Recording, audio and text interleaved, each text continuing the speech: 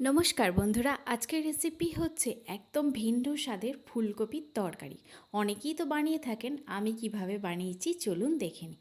Mixing জারেতে পেঁয়াজ, রসুন, আদা, জিরে, তারপরে লবঙ্গ, এলাচ, গোটা গরম মশলা সব কিছু আমি নিয়ে নিয়েছি আর শুকনো লঙ্কা দিয়ে একটা পেস্ট বানিয়ে রাখলাম। গ্যাস ওভেনে কড়াই বসিয়ে তাতে সরিষার তেল দিয়ে দিলাম।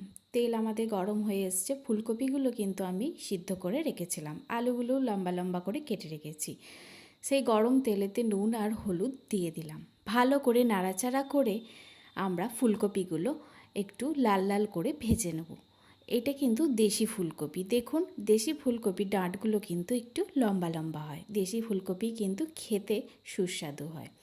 নাড়াচাড়া করে কিন্তু ভেজে নেব। আমার রেসিপি যদি ভালো লেগে থাকে চ্যানেলটিকে শেয়ার, সাবস্ক্রাইব এবং লাইক করবেন আর ছোট্ট কমেন্টের মাধ্যমে জানাবেন রান্নাগুলো কেমন লাগছে।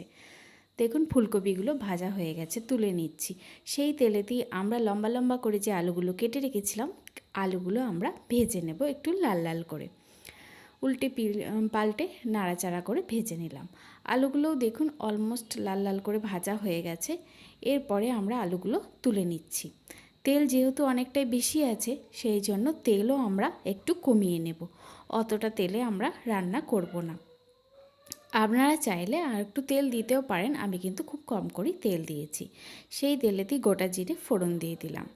দিয়ে কিছুক্ষণ নাড়াচাড়া করে আমরা যে মশলার পেস্ট বানিয়ে রেখেছিলাম সেই মশলার পেস্ট দিয়ে দিলাম। দিয়ে ভালোভাবে নাড়াচাড়া করতে হবে যাতে মশলার কাঁচা গন্ধটা চলে যায়।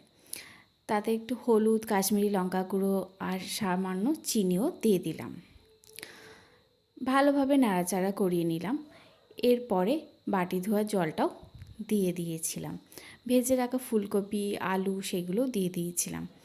ভালো করে নাড়াচাড়া করে কিছুক্ষণ আমরা আরেকটু জল দিয়ে ফুলকপি আলুর সাথে মশলাটা যাতে ভালোভাবে একদম মাখা মাখা হয়ে যায় তার জন্য একটু জল দিলাম।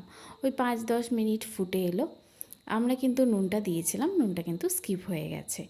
আমাদের কিন্তু ফুলকপির তরকারি রেডি হয়ে গেছে। দুর্দান্ত খেতে হয়, কিন্তু এইভাবে একবার হলেও করে দেখবেন। আমার রেসিপিটি অবশ্যই ভালো লাগবে। ধন্যবাদ বন্ধুরা।